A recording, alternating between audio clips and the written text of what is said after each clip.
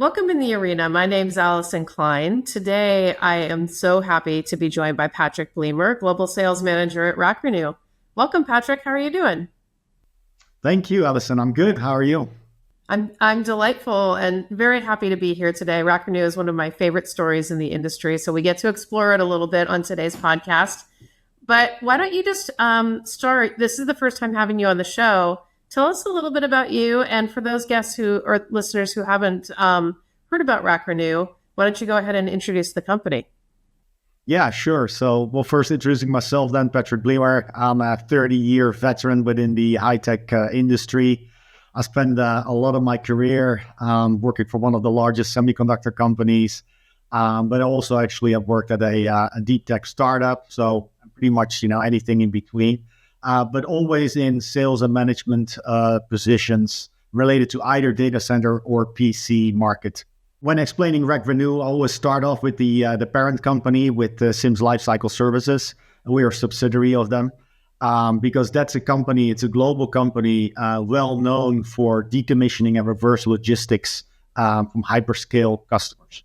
And it is obviously that opportunity, having them doing the decommission at scale, that gave us the opportunity to start RackRenew and say, is there a better way, to reuse the equipment that has been decommissioned through a remanufacturing process and offering that to the broader market. And the unique aspect of it is that it's OCP equipment. And so far, you can find on the market a lot of refurbished IT equipment, but there's really no party that does remanufactured OCP equipment. So we really thought this was a great opportunity for us to jump into. AI is driving an unprecedented demand for compute power. Can you explain the impact of the embodied carbon savings when a company chooses a RackRenew solution? Yeah, sure. Well, I think as a society, right, we all ought to be worried with the incredible investments that are being made right now in additional capacity or AI. And I just read an article last week where it was suggested that up until 2030, there's going to be an additional 2 to 5 million tons of e-waste hitting the market simply because the expansion acceleration in IA data centers and IA factories. So obviously, when you think of that, and when you think about the cloud, contrary to popular belief, over 70% of the cloud is made up by iron and plastic. Okay, and you can imagine to go and manufacture all of these components, that takes energy, takes water, and it has a very significant toll on embodied carbon. The opportunity for RackRenew, when we do the remanufacturing and bring this to the market again, that embodied carbon already is being written off. So we can basically offer it either at zero embedded carbon, or when there's still going to be some new components that need to be added to the equipment, either because the customer specification or something broke down that we need to replace, then it has very low embodied carbon. So this is really the right way forward. And I think as an industry, we all need to be concerned that there's more of a negative perception in the market. People feel that there's too many data centers. People feel that, it's consuming their electricity and it's taking their water. So I think overall, as an industry, we need to really look at opportunities that we can prove back that we're actually very responsibly adding capacity, and we're finding a second life for dispositioned material once it basically is being retired. Now, we know that unlike traditional vendors who are often hit by component shortages, and the media is rife with component shortage issues right now in the data center arena, you take a different approach. You harvest existing hardware. Is speed to market becoming your biggest competitive advantage, even more than sustainability? I wouldn't say it's bigger than sustainability. I think there's a number of differentiators that we have, and time to market is definitely one of them, but I wouldn't put one over the other, to be honest. It is absolutely true that we can deliver products within weeks rather than within months, or, sometimes even you're hearing lead times now that may be somewhere between 6 and 12 months, so getting to a year plus. There is definitely that time to market advantage. But I must say that obviously it's easier when we're working with prospects that already are familiar with OCP or have OCP ready data centers, because if they have not, then there may be some alterations required in their infrastructure to go and actually accommodate OCP racks. But by and large, we can definitely provide equipment to the market much faster than other parties.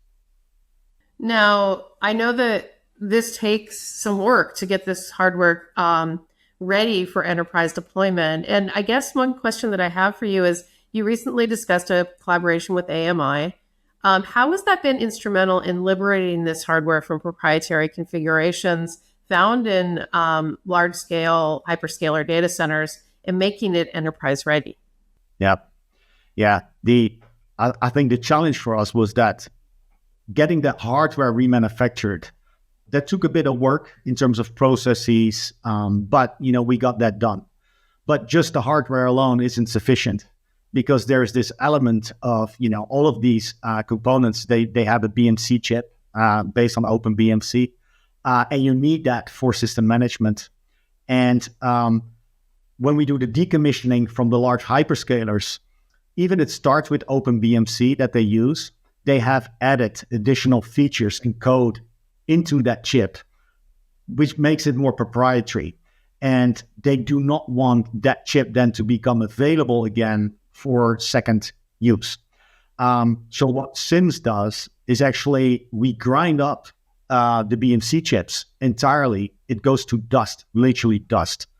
And without these chips, the hardware might be remanufactured and again, as new or better than new, but you can still not actually integrate that equipment without the BMC. So we were looking for a partner that could actually help us with that. And we found a great collaboration, a strategic partner in AMI, who's one of the leading names in this space. And we started to work with them to basically develop a new open standards, of course, BMT chip, which is going to be more of like a generic product. But also when we have customers that require specific or bespoke feature sets and changes to the BMC, they can actually also do that for us. So it goes both ways. They can develop the standard product and they can do the customization.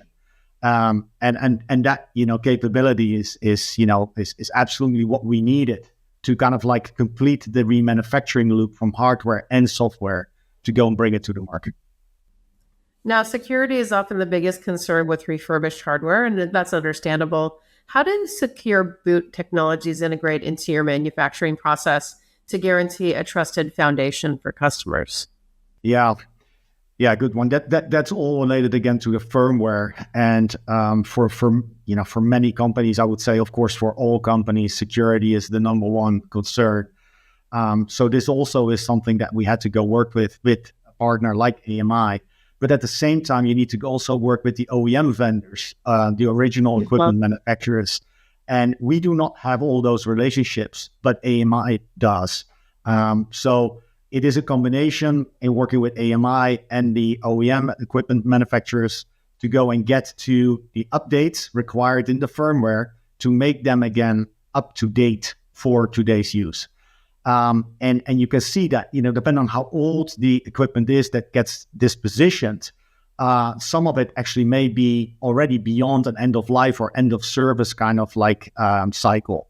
That could be a challenge because if the OEM doesn't provide the updates anymore, let's say at a CPU level, then you can make still changes in the firmware, but you're not going to address actually that there's no security update anymore at the CPU specific level. So it is a little bit of like, it depends how old the hardware is, but if it's still serviceable, with the partnership AMI, we can actually get that all in the stack and we get to that, root of trust or trust foundation, get that established and basically pass any sort of requirement that a potential customer, may have.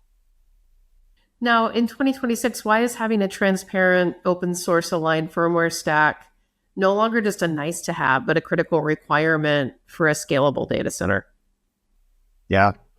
Well, I think especially OCP, I mean, everything is open standards, open BMC. So all of the components that we have in our portfolio have a BMC chip. Um, and there is no other way around it. For companies, for data centers to run their infrastructure efficiently, but also, in terms of energy use, in terms of monitoring, in terms of preventive maintenance, really the BMC is, the critical piece. And it doesn't only work, of course, when, the systems are powered on, which in a data center is, pretty much all the time. But even when it goes offline, you have this like out of band support that you can provide through the BMC. So for us, it is really a critical element. And I would even say if you cannot offer it, you don't have a proposition in the market anymore, because data centers and equipment is standardized on Open BMC at large, especially within the OCP community. As you're delivering high density solutions like your 11.5 petabyte racks, what are the challenges to having it seamlessly integrated into existing infrastructures that might exist within your client environments?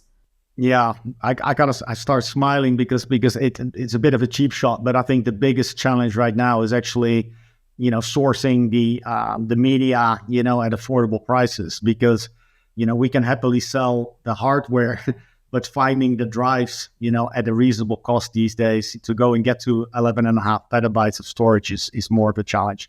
But it's a different topic. But yeah, that density, I think it's again all a matter that, those systems also have one or two BMC chips in them. They will communicate either with the head node or with the internal controller. For seamless integration, you also need to understand all the other settings and configurations in the data center. It's like, how is it being done from an architectural point of view? What type of, software, data management kind of software are they running? How is the networking provisioned? So it's not just, I don't think honestly that a seamless integration exists. There's always going to be adaptations that need to be made. But provided that, the customers or the prospects are willing to work with us and they give us the opportunity to go and do an evaluation test or something like that, we can actually work through those together with them and make sure that we adapt the hardware and the software in such a way that they can integrate it as easy as possible. But seamless, is, I think, potentially an overpromise. So there's always going to be some additional work required.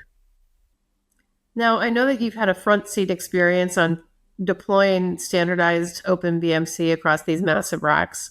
Can you tell a little bit about that? In your goal of ensuring that a customer gets the same experience they would expect from a traditional OEM? Yeah. I think the best compliment probably we got was for one of our very large prospects, that they were well impressed that a small, call it a startup, right, as RackRenew, has a collaboration with a party like AMI. That has given us not just the confidence internally that we're working with the right party, but also it gives you that credibility in the market that you're working with one of the global leaders in this space. So, for us, this has been a massive step forward as well. And it kind of like helped us to go and find the missing link on the BMC, the Open BMC side, on the firmware side. I think there's opportunity in the future also, in terms of BIOS. But I think it was especially important that, customers may not expect RackRenew, given its size and, that we're relatively short in business, right? It's getting to 2 years now since we started, that we actually have partnerships like that. So it helped us a lot to go and further our conversations and evaluations with those accounts because we actually had that partnership. Now, some would argue that the complexity of managing this open ecosystem is driving up TCO instead of lowering it.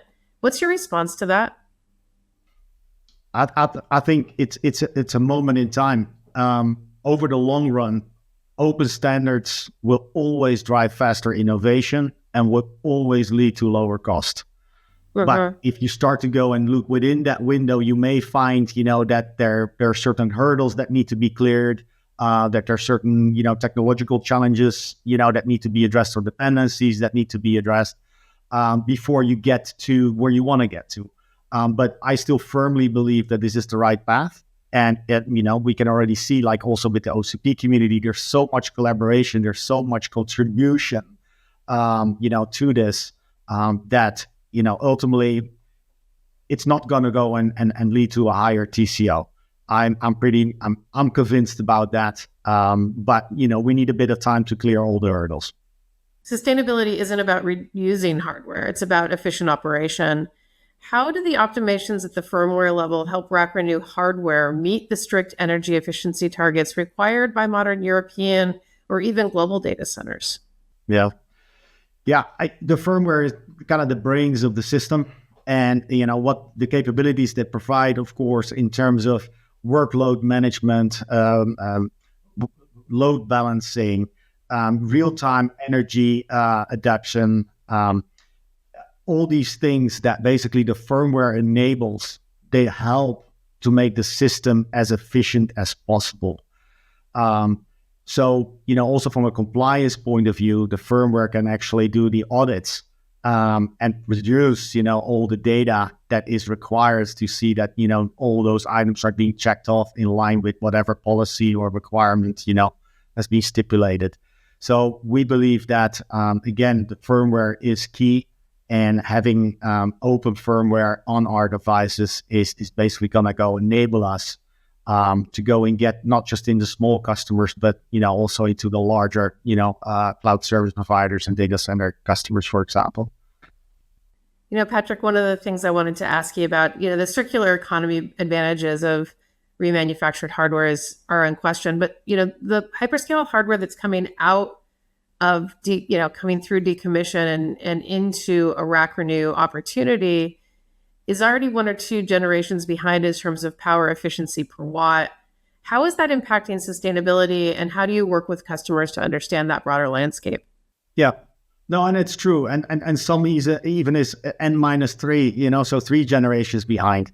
And that is because, the innovation cycles are accelerating. And because of that, refreshes are taking place much quicker.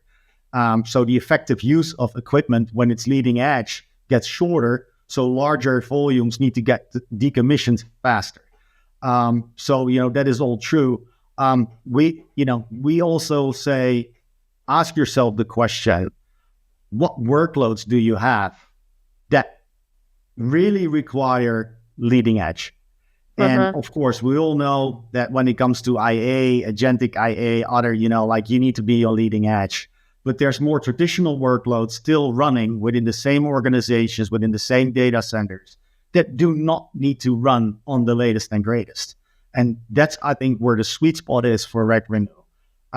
We can actually make that infrastructure available at, much lower cost, to your earlier question, faster than, you get it ordered new. And those workloads are perfectly suited. If it's not time critical, latency critical, you can actually run it perfectly.